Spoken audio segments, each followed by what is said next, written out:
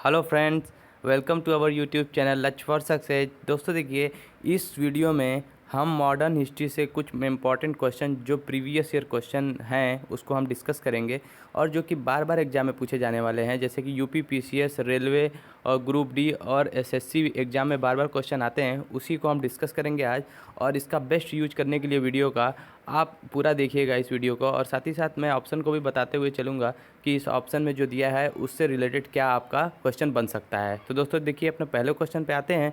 Video अच्छी लगे, जानकारी अच्छी लगे तो चैनल को सब्सक्राइब कर लें और अपने दोस्तों के साथ इसे शेयर कर दीजिएगा। आते हैं अपने पहले क्वेश्चन पे। दोस्तों देखिए, इसमें पहला क्वेश्चन हमारा है, वास्को डी गामा कालीकट पर किस वर्ष में आया था। आपको बताना है कि वास्को डी गामा कालीकट पर किस वर्ष पे आया था। तो देखिए, ऑप्शन नंबर ए है 1350, ऑप्शन नंबर बी है 1498, ऑप्शन नंबर सी है 1530 या ऑप्शन नंबर डी है 1612।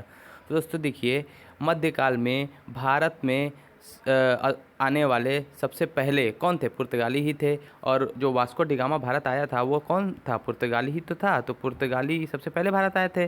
देखिए, पुर्तगाली जो रास्ता खोजे थे उससे पहले कोलंबस ने 1492 में, ठीक है, 1492 में भारत की खोज करते करते गलती से उत्तरी अमेरिका पहुंच जाता है, जिससे उत्तरी अमेरिका की खोज कोलंबस कर देता है। कौन कर देता है? कोलंबस। और उसे नई दुनिया का नाम दिया जाता है। लेकिन बाद में जब स्पेन के यात्रियों ने कुछ पैसे लगाए, किसके ऊपर? पुर्तगाल के यात्री वास्को डी गामा के ऊपर पैसे लगाए और वास्को डी गामा ने भारत की खोज कर दी। इसने भारत की खोज समुद्री रास्ते की थी। मतलब कहने का यह है कि समुद्र रास्ते की जो खोज हुई थी वो भारत की सबसे पहले किसने की थी? वास्को डी गामा ने। कब किया था? 1498 में। इसलिए इसका करेक्ट आंसर क्या हो जाएगा? ऑप्शन नंबर बी, 1498 में। दोस्तों देखिए, पता ये होता था कि पुर्तगाल से आने वाला जो रास्ता था वो ऐसे था, ऐसे जो था वो यहाँ पे एक पड़ता था अफ्रीका का सबसे निचला हिस्सा, जिसको कहते थे केप ऑफ गुड होप। क्या कहते थे? Cape of good hope.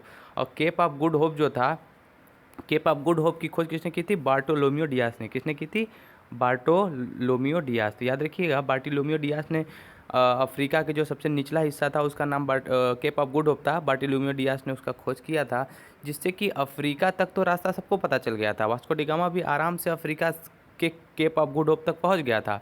वहाँ पे उसको एक गुजराती व्यापारी मिलता है, जिसका नाम क्या रहता है? जिसका नाम रहता है इब्ने मजीद। क्या नाम रहता है? इब्ने मजीद।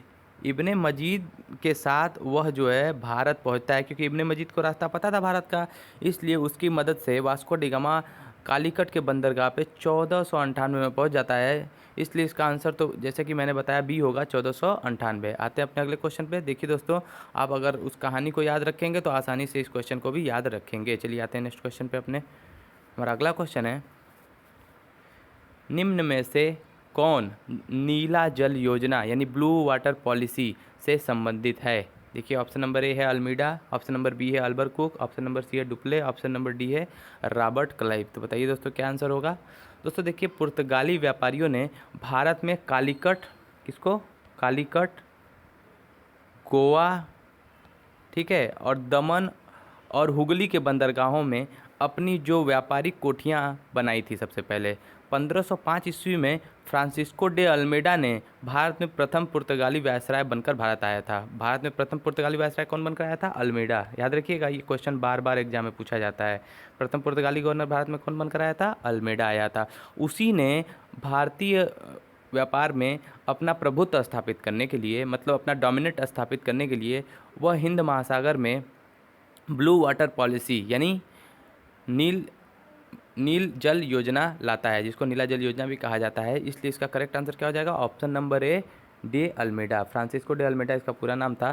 तो आते हैं अपने नेक्स्ट क्वेश्चन पे दोस्तों। देखिए, रॉबर्ट क्लाइव जो सबसे डी ऑप्शन में दिया है, वो किस युद्ध से जुड़ा हुआ था? वो जुड़ा हुआ था प्लासी की लड़ाई से। किससे जुड़ा हुआ था? प्लासी की लड़ाई से। प्लासी की लड़ाई कब होती है? प्लासी की लड़ाई होती है 1757 में। 1757 में किसके बीच होता है? सिराजुद्दौला और अंग्रेजों के बीच। और उसी में अंग्रेजों का की तरफ से नेतृत्व कौन करता है? रॉबर्ट क्लाइव करता है, जो कि उस युद्ध में जीत जाता है। और प्लासी की लड़ाई कहाँ होती है? वो पड़ता है बंगाल के नदिया जिले में, जो कि भागीरथी नदी के किनारे है। किस नदी के किनारे है? भागीरथी नदी के। आते हैं अपने नेक्स्ट क्वेश्चन पे दोस्तों। देखिए, हमारा अगला क्वेश्चन है, मध्यकाल में सर्वप्रथम भारत से व्यापार संबंध स्थापित करने वाले कौन थे? तो दोस्तों देखिए, हमने पहले क्वेश्चन में आपको बताया था कि व्यापार संबंध स्थापित करने वाले कौन थे भारत में। तो इसका आप आंसर कमेंट सेक्शन में हमें दीजिएगा, हम आपके क्वेश्चन का आंसर का इंतजार करेंगे और देखेंगे किसने आंसर दिया है और उसका रिप्लाई भी करेंगे। तो आते हैं अपने नेक्स्ट क्वेश्चन पे। देखिए हमारा अगला क्वेश्चन है, पुर्तगाली उपनिवेश का प्रथम वायसराय भारत में कौन हुआ? प्रथम वायसराय कौन हुआ? देखिए ऑप्शन नंबर ए है डियाज, ऑप्शन नंबर बी है Vasco da Gama, option number C है अल्मेडा, ऑप्शन नंबर डी है अल्बरकुक। आपको बताना है कौन हुआ था। देखिए दोस्तों, अभी मैंने इससे पहले के जो क्वेश्चन में एक्सप्लेन किया था तो उसमें मैंने बताया था आपको कि पुर्तगाली वायसराय जो था भारत में वो प्रथम था फ्रांसिस्को डी अल्मेडा। कौन था? Francisco de Almeida. तो इसलिए इसका करेक्ट आंसर क्या हो जाएगा? इसका करेक्ट आंसर हो जाएगा option number C, Francisco de Almeida. ठीक है दोस्तों, आते हैं अपने नेक्स्ट क्वेश्चन पे। इससे पहले देख लेते हैं अल्बरकुक जो सेकंड ऑप्शन में दिया है वह द्वितीय यानी सेकंड भारतीय जो है पुर्तगाली गवर्नर बनकर आता है भारत में। ठीक है, याद रखिएगा। और जो ऑप्शन बी में दिया है वो पहले आता है वास्को डिगामा, लेकिन एक वो व्यापारी रहता है, वो एक वायसराय बनकर भारत में नहीं आता है, एक सिर्फ वो पुर्तगाली व्यापारी रहता है, याद रखिएगा। आते हैं अपने अगले क्वेश्चन पे। देखिए हमारा अगला क्वेश्चन है, निम्नलिखित में से किसने वास्को डिगामा का कालीकट में स्वागत किया था? ठीक है दोस्तों, देखिए जब वो कालीकट में आया था बंदरगाह पे, ठीक है, कोचीन में कालीकट बंदरगाह पे जब वो पहुंचा था तो उस समय किसने उसका स्वागत किया था? वहाँ के लोकल राजा ने स्वागत किया था।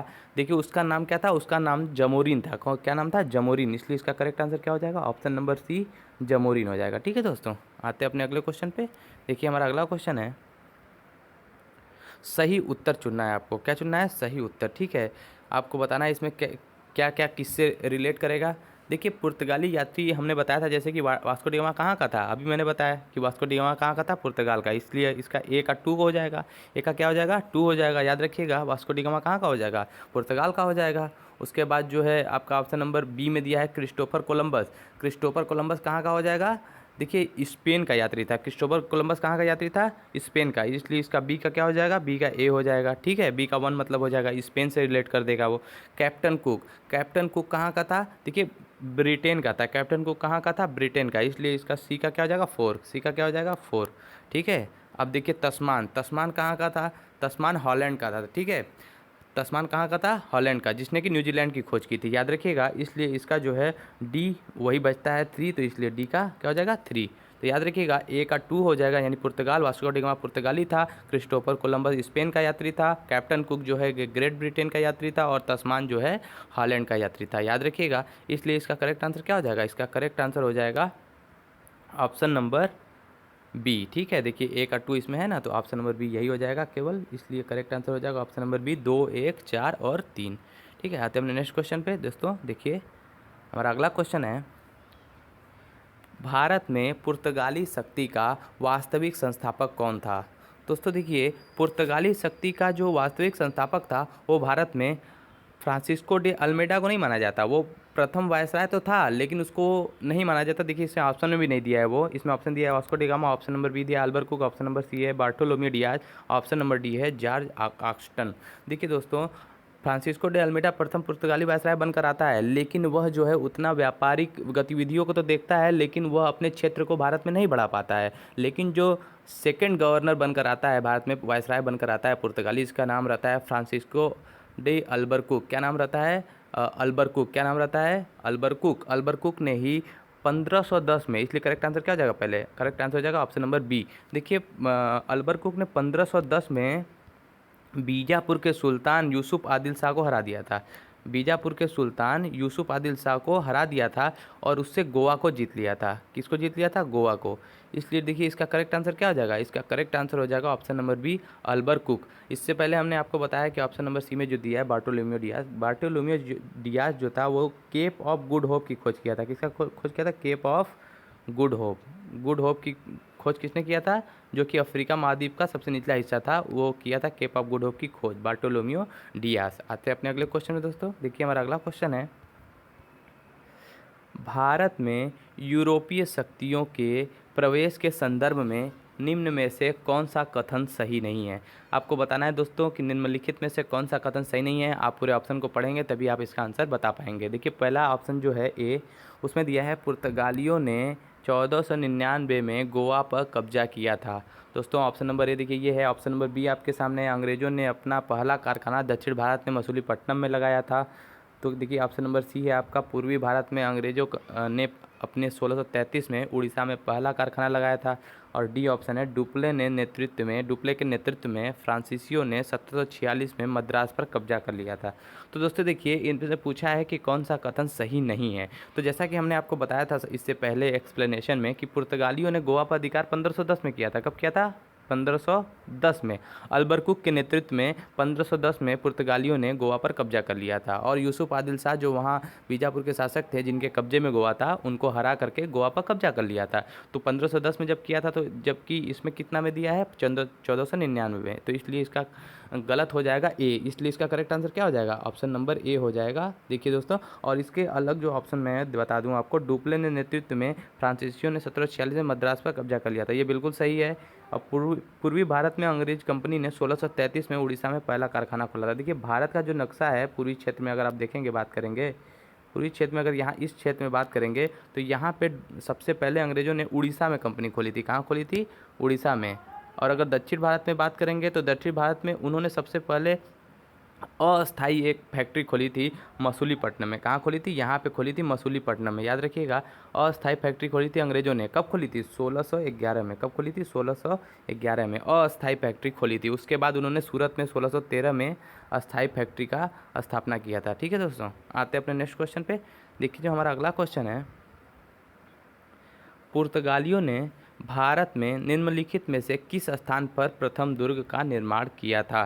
दोस्तों देखिए आपसे ये क्वेश्चन पूछना चाह रहा है कि पुर्तगालियों ने कहाँ सबसे पहले अपना एक फोर्ट बनाया था, यानी किला बनाया था? अन्ना द्वीप में ऑप्शन नंबर ए है, ऑप्शन नंबर बी है कन्नौर में, ऑप्शन नंबर सी कोचिन में, ऑप्शन नंबर डी गोवा में। तो बताइए दोस्तों इसका क्या आंसर होगा? देखिए पुर्तगालियों के भारत में प्रथम जो दुर्ग था, यानी फर्स्ट फोर्ट था, वह भारत में प्रथम यूरोपीय दुर्ग भी कहा जाता है, जिसका निर्माण किसने करवाया था? अल्फांसो द अल्बरकुक ने क्या कराया था? प्रथम दुर्ग का निर्माण कराया था, जो कि कोचीन में किया था। तो इसलिए ऑप्शन नंबर कौन सा सही हो जाएगा? ऑप्शन नंबर सी कोचीन में सही हो जाएगा इसका। ठीक है दोस्तों, आते हैं अपने नेक्स्ट क्वेश्चन पे। देखिए हमारा अगला क्वेश्चन है, किन यूरोपियों ने भारत में प्रथमतः सामुद्रिक व्यापारी केंद्र स्थापित किए थे? यानी कहने का मतलब ये है कि ट्रेडिंग जो था उन्होंने समुद्र से करने का सबसे पहले तरीका अपनाया था, और साथ ही साथ उन्होंने समुद्र के कई रास्तों को ब्लॉक कर दिया था और वहाँ से गुजरने वाले सभी यात्रियों से वो टैक्स भी लिया करते थे। देखिए ऑप्शन नंबर ए है अंग्रेज़ों ने, ऑप्शन नंबर बी है फ्रांसीसियों ने, ऑप्शन नंबर सी है पुर्तगाली ने, ऑप्शन नंबर डी है डच ने। तो आप बताइए दोस्तों क्या इसका आंसर होगा? तो देखिए प्रथम जो व्यापारिक कंपनी थे वो यूरोप के, वो थे पुर्तगाली, जिन्होंने सबसे पहले सामुद्रिक व्यापारिक केंद्र स्थापित किए थे। इसलिए इसका करेक्ट आंसर क्या हो जाएगा? इसका करेक्ट आंसर हो जाएगा ऑप्शन नंबर सी पुर्तगाली। पुर्तगालियों ने ही सबसे पहले सामुद्रिक व्यापारिक केंद्र स्थापित किए थे। आते अपने नेक्स्ट क्वेश्चन पे। देखिए हमारा अगला क्वेश्चन है, दोस्तों अगर वीडियो अच्छी लगे, जानकारी अच्छी लगे तो आप इसे शेयर जरूर करें, कमेंट करें जो हमने क्वेश्चन पूछा है उसका। चलिए देखते हैं अगले क्वेश्चन को। हमारा अगला क्वेश्चन है, हुगली को बंगाल की खाड़ी में समुद्री लूटपाट के लिए किसने अड्डा बनाया था? यानी आपको बताना है कि किसने अड्डा बनाया था समुद्री व्यापारिक केंद्र को, जो कि बंगाल की खाड़ी में हुगली नदी पे था। बताइए दोस्तों। देखिए सबसे पहले आपको बता दूं मैं कि पुर्तगाली ही थे जिन्होंने हुगली को बंगाल की खाड़ी में समुद्री लूटपाट का केंद्र बना लिया था, इसलिए इसका option number A correct answer हो जाएगा। और साथ ही साथ मैं बता दूं, जब पुर्तगालियों ने कुछ ज़्यादा ही लूटपाट करना शुरू कर दिया था तो उस समय के मुग़ल बादशाह शाहजहां ने इनको बहुत ज़्यादा दंड दिया था। 1000 यहाँ के पुर्तगालियों को पकड़कर जेल में बंद कर दिया था और कई लोगों को फांसी की सज़ा भी दे दी थी। इसका करेक्ट आंसर क्या हो जाएगा? इस तरह से पुर्तगालियों ने सबसे पहले हुगली को बंगाल की खाड़ी में समुद्री लूटपाट के लिए अड्डा बनाया था। देखिए IAS प्रीत 1995 के क्वेश्चन पेपर में यह क्वेश्चन पूछा गया है। ठीक है, आते हैं अपने अगले क्वेश्चन पे। देखिए हमारा अगला क्वेश्चन है, निम्नलिखित में से कौन कलकत्ता का संस्थापक माना जाता है? ऑप्शन नंबर ए है Charles Eyre, option number B है Job Charnock, option number D है Gerald Aungier, option number D है विलियम नॉरिस। तो बताइए दोस्तों क्या आंसर होगा इसका? दोस्तों देखिए सबसे पहले कासिम बाज़ार की फैक्ट्री के प्रमुख, मतलब कासिम बाज़ार जो कि कलकत्ता में पड़ता है, तो उसके प्रमुख जो थे, प्रेसिडेंट थे जॉब चर्नॉक, अंग्रेज़ों से व्यापार के लिए हुगली के स्थान पर सूता नदी को चुना और इस तरह से 1690 में उसने अंग्रेजी बस्ती के रूप में, 1690 में, कब, 1690 में उसने अंग्रेजी बस्ती के रूप में कलकत्ता शहर की स्थापना की थी। इसलिए इसका करेक्ट आंसर क्या हो जाएगा? इसका करेक्ट आंसर हो जाएगा ऑप्शन नंबर बी, जॉब चरनाक। क्या हो जाएगा? जॉब चरनाक। जॉब चरनाक ने ही कलकत्ता शहर की स्थापना की थी। और एक चीज़ मैं और बता दूं, जो ऑप्शन नंबर सी में दिया है गैरोल डंगियार, गैरोल डंगियार जो है बम्बई के स्थापना से जुड़ा हुआ है, तो इसलिए बम्बई की स्थापना कौन करता है? बम्बई की स्थापना गैरोल डंगियार करता है, जबकि कलकत्ता की स्थापना जॉब चरनाक करता है, जो कि इस ऑप्शन में, क्वेश्चन में भी दिया हुआ है। चलिए आते हैं अपने अगले क्वेश्चन पे। हमारा अगला क्वेश्चन है, भारत के साथ व्यापार के लिए सर्वप्रथम संयुक्त पूंजी कंपनी किन लोगों ने प्रारंभ की थी? तो दोस्तों देखिए, संयुक्त पूंजी कंपनी और एकल पूंजी कंपनी भी होता है, एक इंडिविजुअल कंपनी होता है। मतलब कहने का ये है कि देखिए, प्राइवेट जो कंपनी होता है उसमें दो ही तीन लोग का या एक ही लोग का जो पैसा होता है वो मिला होता है, लगा होता है, ठीक है, इन्वेस्ट होता है। जबकि संयुक्त पूंजी कंपनी में वो पब्लिक का पैसा लगा हुआ होता है, तो इसलिए उनका शेयर जो होता है वो पब्लिक का भी बहुत सारा शेयर उस कंपनी में होता है, तो उसी को हम संयुक्त पूंजी कंपनी कहते थे। और जैसे हम कहते हैं ना कि आज गवर्नमेंट कंपनी, तो उसे ही संयुक्त पूंजी कंपनी कहा जाता था। तो उस समय जब पहली बार भारत में व्यापार करने आए थे, तो वो देखिए संयुक्त पूंजी कंपनी भी उन्होंने शुरू किया था। तो ऑप्शन नंबर ए होगा पुर्तगाली, ऑप्शन नंबर बी होगा Dutch, option number C French, या ऑप्शन नंबर डी होगा डेनिश। तो बताइए इसका क्या आंसर होगा? दोस्तों देखिए, सबसे पहले डचों ने सबसे पहले संयुक्त पूंजी कंपनी भारत में स्थापित की थी, इसलिए इसका करेक्ट आंसर क्या हो जाएगा? ऑप्शन नंबर बी, डचों ने सबसे पहले संयुक्त पूंजी कंपनी स्थापित की थी। ठीक है, आते हैं अपने नेक्स्ट क्वेश्चन पे। देखिए देखिए, डच किन देशों के व्यक्ति को डच कहा जाता था? देखिए, जो हॉलैंड से रिलेटेड थे, जिसको नीदरलैंड भी कहा जाता है, हॉलैंड से रिलेटेड थे, हॉलैंड से जो रिलेट करते थे उन्हें डच कहा जाता था। ठीक है, आते हैं अपने नेक्स्ट क्वेश्चन। जैसे हमारे भारतीय लोगों को इंडियन कहा जाता है, तो वहाँ के लोगों को डच कहा जाता है। तो आते हैं नेक्स्ट क्वेश्चन पे। देखिए हमारा अगला क्वेश्चन है, निम्नलिखित ब्रिटिश कंपनियों में से किसे भारत में व्यापार करने का पहला अधिकार पत्र प्राप्त हुआ था? तो दोस्तों देखिए, समुद्र के रास्ते से आने वाला जो प्रथम व्यापारी था वो तो वास्को डी गामा था, लेकिन उससे पहले भी समुद्र के रास्ते से न होकर के भूस्थल के रास्ते से, यानी ज़मीन के रास्ते से आने वाली एक कंपनी थी जिसका नाम था लिवेंट कंपनी। और लिवेंट कंपनी को ही सबसे पहले भारत में 31 दिसंबर 1600 को महारानी एलिजाबेथ ने जब उनको आर्डर दिया कि आप जा सकते हैं वहाँ पे और ईस्ट की तरफ व्यापार कर सकते हैं, तो सबसे पहले लिवेंट कंपनी ही भारत में आई थी। और मतलब भूमि के रास्ते से, यानी स्थल के रास्ते से इन्होंने सबसे पहले व्यापार पत्र को अधिकार प्राप्त किया था। तो इसलिए इसका करेक्ट आंसर क्या हो जाएगा? ऑप्शन नंबर ए, लिवेंट कंपनी। ठीक है दोस्तों, आते हैं अपने नेक्स्ट क्वेश्चन पे। देखिए हमारा अगला क्वेश्चन है, अंग्रेजी शासनकाल में भारत का कौन सा क्षेत्र अफीम उत्पादन हेतु प्रसिद्ध था? आपको बताना है कि अफीम का उत्पादन जो है वो सबसे अधिक किस क्षेत्र में किया जाता था अंग्रेजों के शासनकाल में? ऑप्शन नंबर ए है बिहार, ऑप्शन नंबर बी है दक्षिणी भारत, ऑप्शन नंबर सी है गुजरात, या ऑप्शन नंबर डी है असम। दोस्तों आपको बताइए इसका आंसर क्या होगा? देखिए, अंग्रेजी शासनकाल में भारत का बिहार का क्षेत्र जो था वो अफीम उत्पादन के लिए प्रसिद्ध था, और बिहार में बहुत अधिक जो है अफीम की मात्रा का उत्पादन किया जाता था। और साथ ही साथ अंग्रेज़ों द्वारा किसानों को प्रताड़ित करके वहाँ पे जबरन इनको अफीम की खेती करवाई जाती थी। तो याद रखिएगा, इसका करेक्ट आंसर हो जाएगा ऑप्शन नंबर ए, बिहार। ठीक है दोस्तों, चलिए आते हैं अपने अगले क्वेश्चन पे। देखिए हमारा अगला क्वेश्चन है, 1613 में अंग्रेजी ईस्ट इंडिया कंपनी ने को कहाँ एक कारखाना व्यापार स्थल स्थापित करने की अनुमति मिली थी? देखिए दोस्तों, इस क्वेश्चन का हमने आपको एक्सप्लेनेशन में पहले ही बताया है कि इसका आंसर क्या होगा। आप कमेंट सेक्शन में हमें इसका आंसर करके बताएंगे कि ऑप्शन नंबर ए बेंगलुरु सही होगा, कि ऑप्शन नंबर बी मद्रास, या ऑप्शन नंबर सी मसूलीपट्टनम, या ऑप्शन नंबर डी सूरत। देखिए IAS प्री 2006 के क्वेश्चन में भी यह पूछा हुआ है। चलिए देखते हैं इसका आंसर, आप हमें कमेंट सेक्शन में बताइएगा। चलिए देखते हैं नेक्स्ट क्वेश्चन को। हमारा अगला क्वेश्चन है, अगर आपने अच्छे से वीडियो को देखा होगा तो ज़रूर उस क्वेश्चन का आप आंसर दे पाएंगे। देखिए, भारत में फ्रांसीसियों ने अपना सबसे पहला कारखाना निम्न स्थानों में कहाँ लगाया था? देखिए दोस्तों, पहले मैं फ्रांसीसियों के बारे में आपको कुछ बता दूं। फ्रांसीसी कंपनी सबसे पहले 1664 में भारत में प्रवेश करती है। भारत में कब प्रवेश करती है? 1664 में। और सबसे पहले वह अपनी कहाँ पे स्थापित करती है? देखिए मैं बता दूं आपको कि फ्रांसीसियों ने सबसे पहले सूरत में स्थापित की थी अपनी फैक्ट्री। कहाँ स्थापित की थी? सूरत में। और कालबर्ट जो कि प्रधानमंत्री वहाँ जो था, प्रधानमंत्री का एक सलाहकार था, शायद अर्थशास्त्री था, उसने भारत में आकर जो है कालबर्ट ने ही फ्रांसीसी कंपनी का स्थापना किया था, इसलिए उसे फ्रांसीसी कंपनी का संस्थापक भारत में माना जाता है। याद रखिएगा किसको, कालबर्ट को, कालबर्ट।